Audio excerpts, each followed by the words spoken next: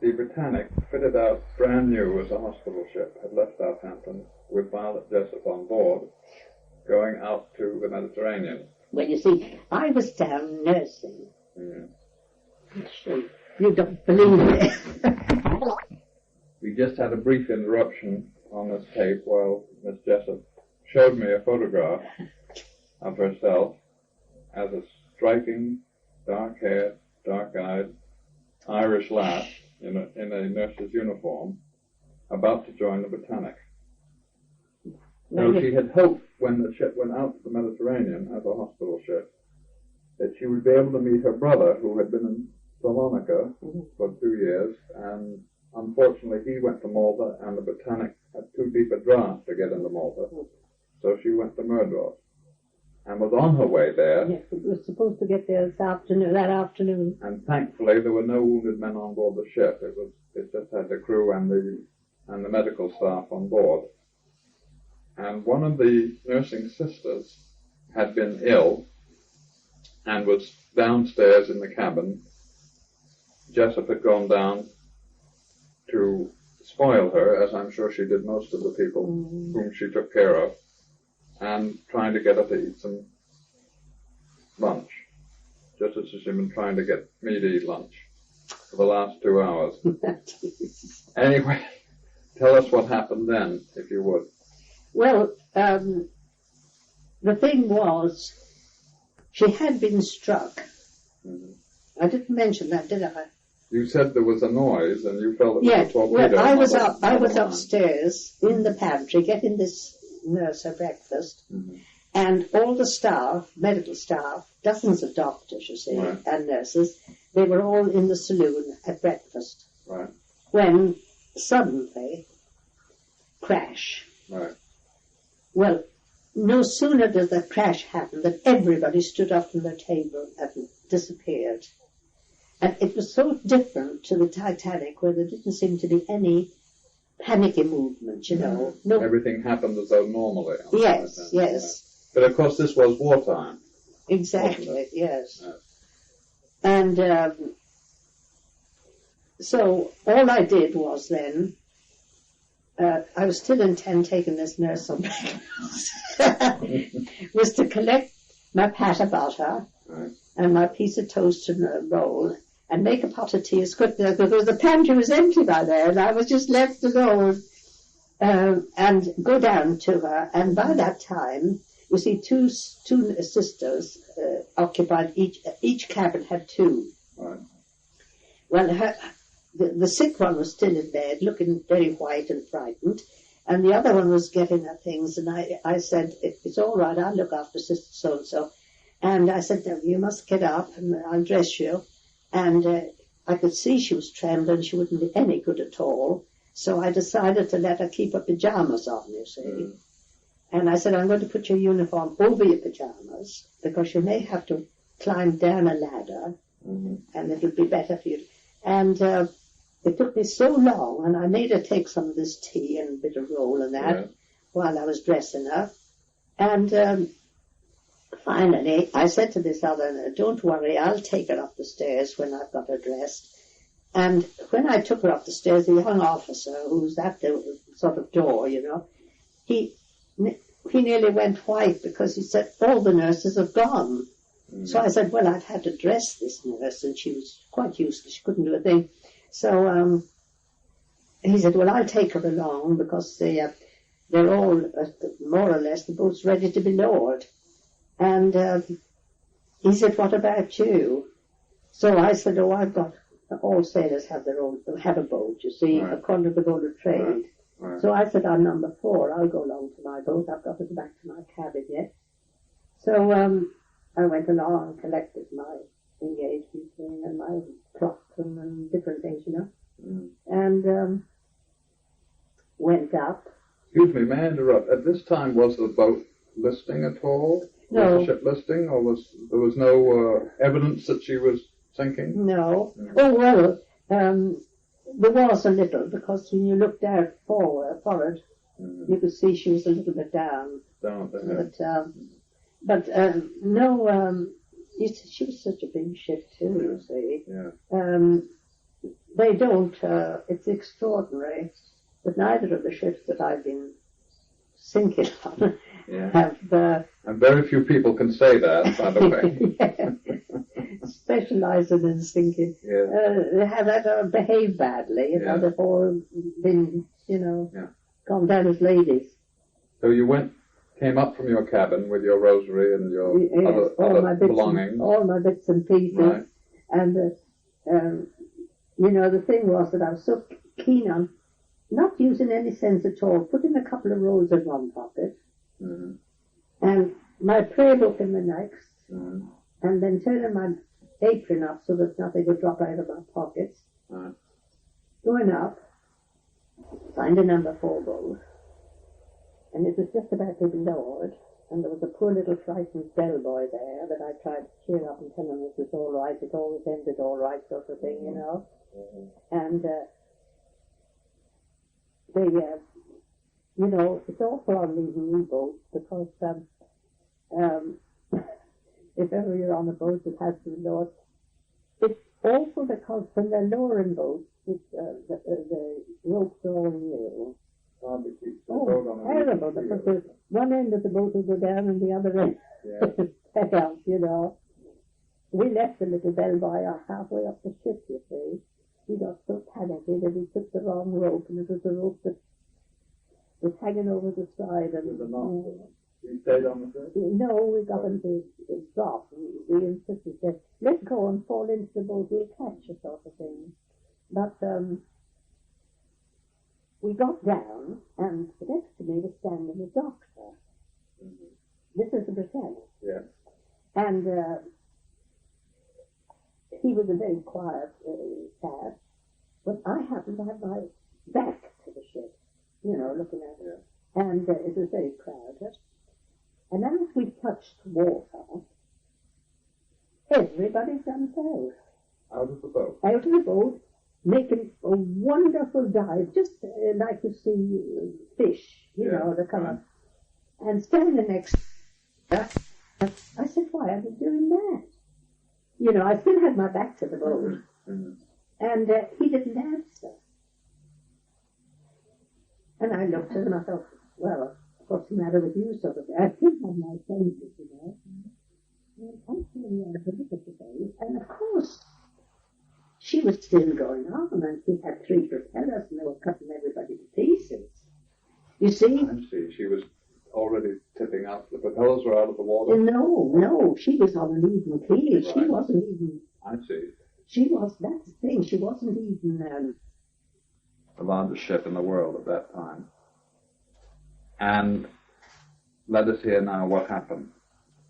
Well, I was left alone, you see, and I decided which would it be better to be, cut the pieces or drown. I mean, I had to make the decision. If I stayed in the boat, she was being drawn, you see, then. It's wonderful how, even at a distance, that those 3 propellers could draw. Right. And I could feel her going over, and I thought, well, now, which is it? Drowning is not as bad as being cut to pieces.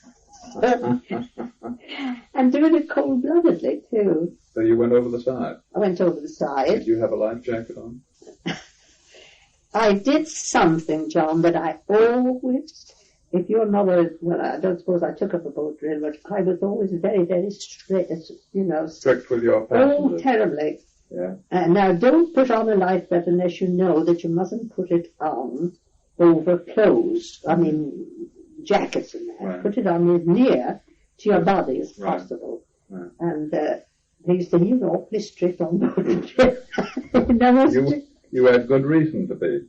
Well, anyway, on this trip, I was hoping to see my brother, and for that reason I took all my best clothes.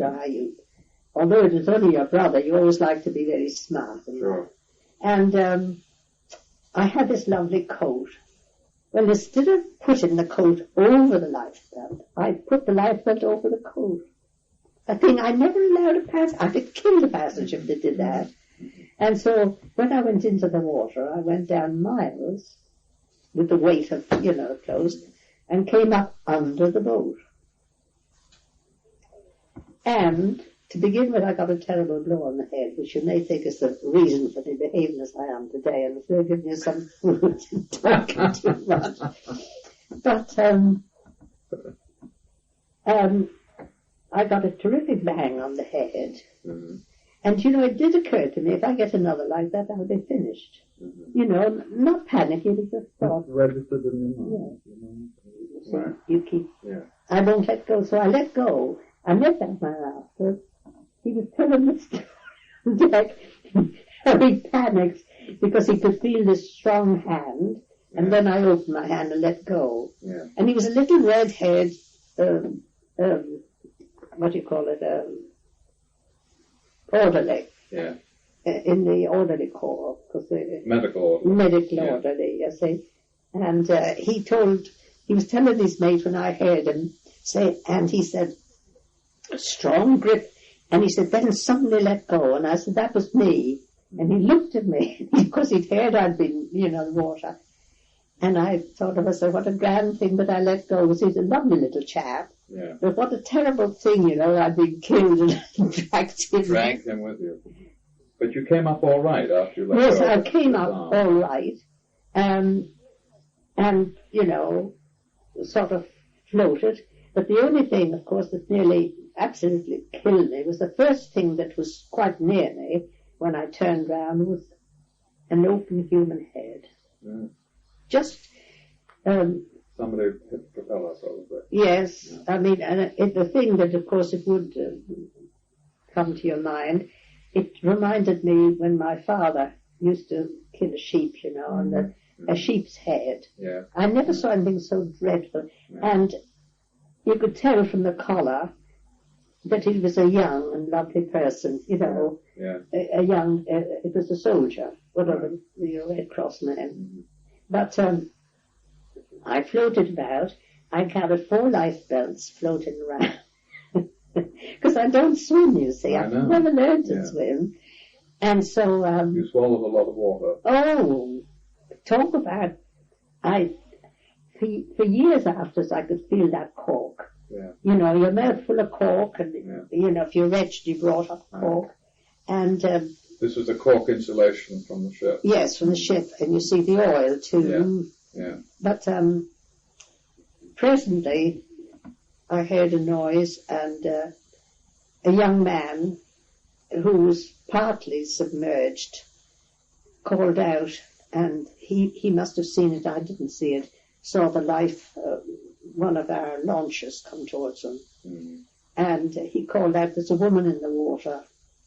And then I looked over to see him, and poor thing, our on board medical, not the ship's company, but the head, he was a man who was very much disliked, the head of this officer, and he was standing up in the boat, and this young fella called out, and he asked to be picked up.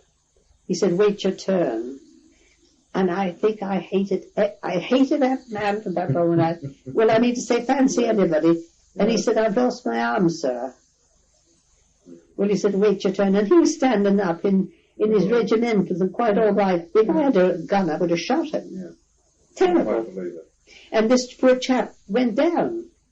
He didn't survive? No, he went down because he'd lost one arm. Yeah. And I suppose it's very difficult to try and swim with one arm, especially if you've not shock and loss of blood as well. Yes, terrible. And frightful story. And then I never forgot that poor human head that was, and you could tell by his neck, young, very young, and his fair hair and that, and the whole thing was too awful. Yeah. And but afterwards, it went all around the ship.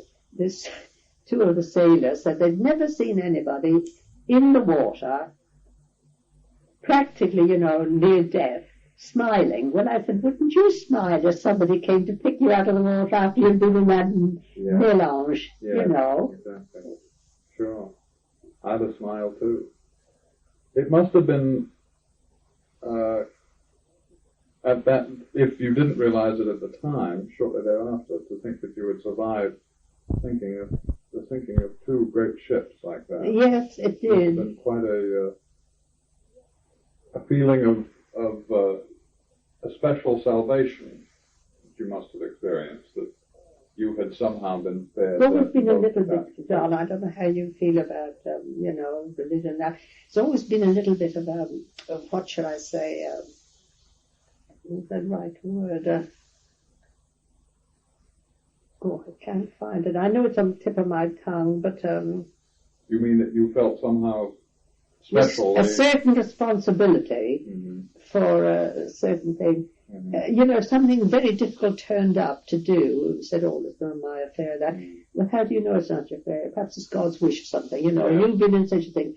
And you you feel you're drawn, and you can't say no, because all sorts of queer things have happened, and you feel, well, it's nothing to do with me. Well, how do you know it's nothing to do with you? Perhaps it is, something, and it's quite queer. I think what's important, too, and this is my theory, and one of the things I propose to discuss in the book, that particularly on the Titanic, that those who had a job to do, like the two pantry boys with a sack full of sovereigns, or Andrews and the deck steward, for instance, I don't know, they were throwing over bundles of deck chairs over the side, or the gym instructor within the gym, showing people how to work the bicycles, even as the ship was sinking, or the orchestra that was playing. All those people who had jobs to do and somehow felt more comforted doing something. In both cases, you, as a stewardess, in the first case on the Titanic, you comforted a woman passenger who was afraid to get into the lifeboat. You put your arm around her. It made such a difference. She brightened up at once. She sort of put herself into my care. Well, because that was your job, taking care of passengers. I suppose it was, And then you took care of the baby. And then you took care of the mess boy on the Britannic. Yes. Again, you felt at the time that what made you feel, I'm sure,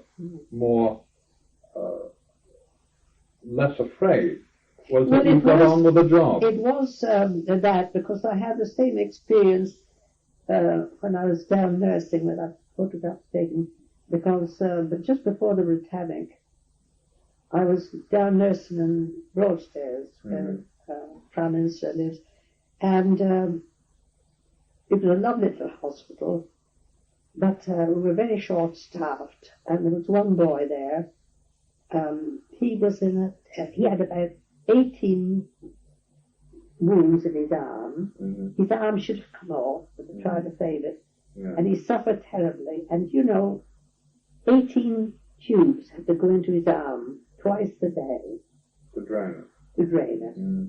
And, I knew matron detailed me to look after him. Well, I had to look after him day and night. He had to be dressed at night, which meant that I had to, because he was bad there and they were afraid of losing that arm, I had to get up every 2 hours. Well, when you're young and tired, it's an awful job. Yes. And that boy, although it must have been agony, he scarcely ever made a motion, because he'd asked, let nobody but Nurse Jessop, I can't stand the pain. He must have felt just the same pain with me as anybody else. Sure. You see, but he didn't say a word, but his face used to go completely white. And of course I used to feel it. I think those experiences, give you a sort of, they do help you. They give you strength. Yes, because when somebody else puts their confidence, you don't feel that you dared and failed them. That's right. I think this was very much the case. And he was a young teacher. And you could tell he loved his job, and he was always afraid he'd lose his arm. And the surgeon who was looking after it said, that arm may have to come off. And, we were working, trying to sort of do everything to save the arm, Because in the First World War, it wasn't, They didn't have as many tools. No, and we were very short. Yeah. We were short of nurses, we were short many a time I had to get up in the night to do him because nobody in the people we had would be able to do that dressing. I mean, it was really a professional nurse's job, and not not one of the the ADs. Well, but the thing was that he liked and trusted you, and felt that you were the one. Of course, it used to worry me because I used to feel terrible, because I used to see his face going whiter and whiter, and I knew the pain. Yeah. And of course, I'd suffered a great deal of pain myself in my life, but I didn't want him to think that, I want to ask you one more question, and then we'll have some lunch.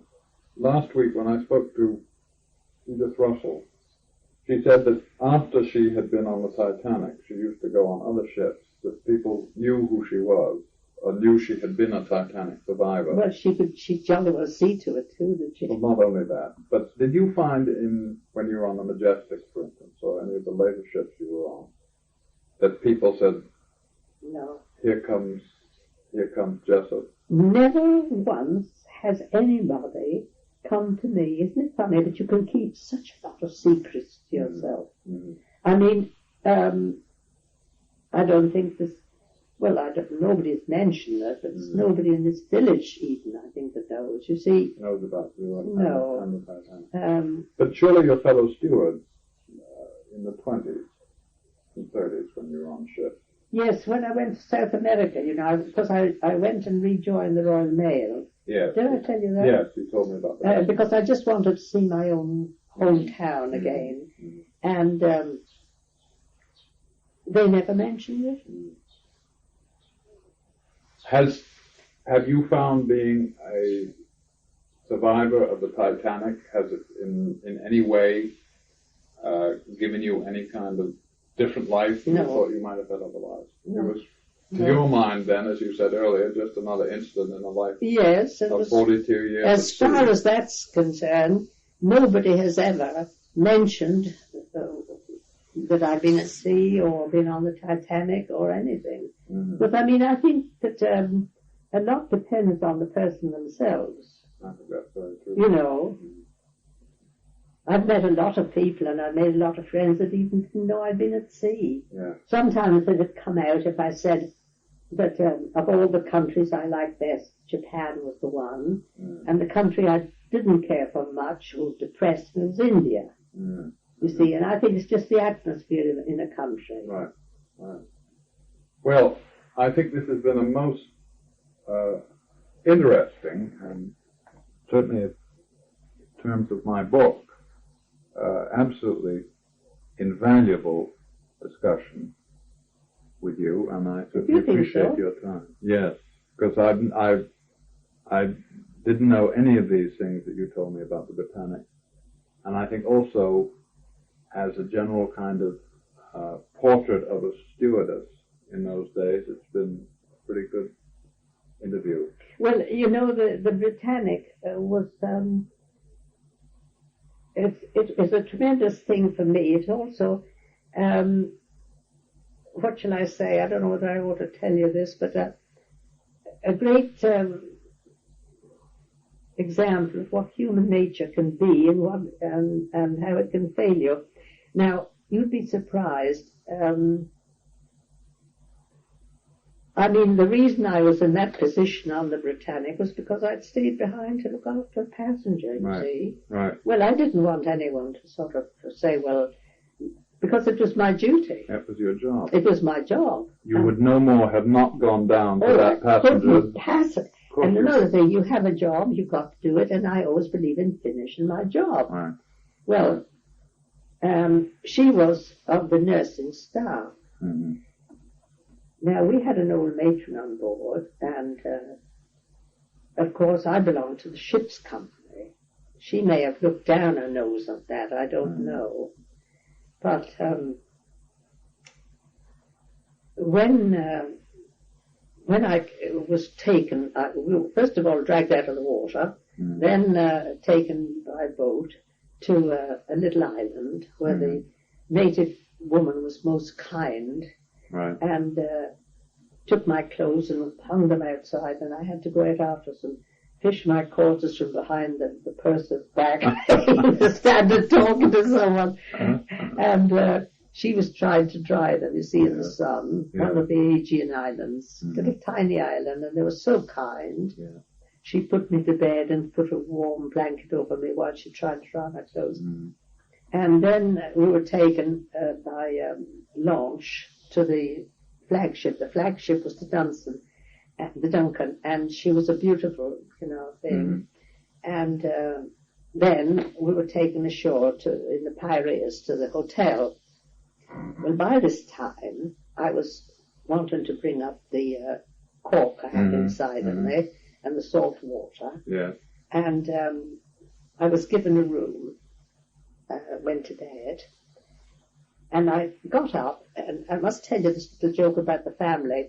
After the Titanic, I used to, moan that on the Carpathia that picked us up, I couldn't buy a toothbrush. Right. And I couldn't live without cleaning my teeth, you see. Yeah.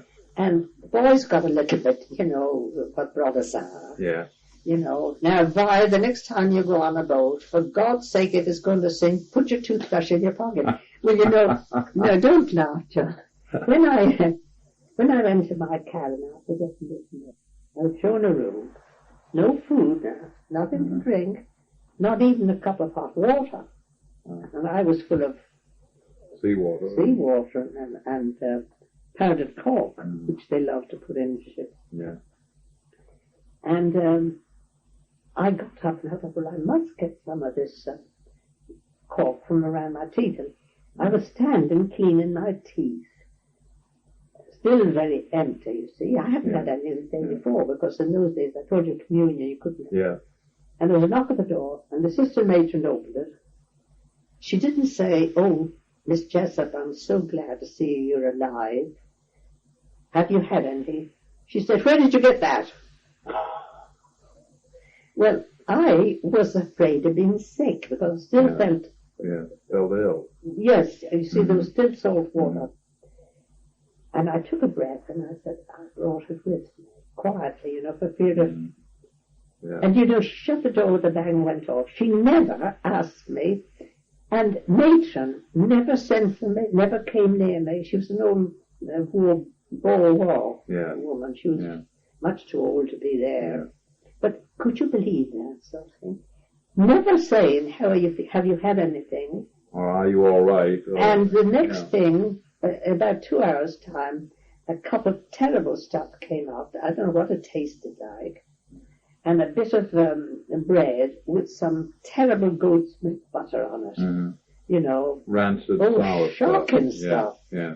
And, but I thought to myself, just imagine, I wonder if they'd been in the water and I never forgot that. Where did you get that? Where did you get that? And I said I brought it with me, which was the truth, but I was afraid of elaborating and saying that what a good thing it was I brought it with me. You brought it with you because you hadn't had one on the Titanic and you couldn't buy one on the Carpathia. And my brothers always ragged you about. they ragged me. For goodness sake, next time, the first thing you put in your pocket is your toothbrush. Well, on that amusing anecdote, we'll end the interview and have some lunch. Thank you very much.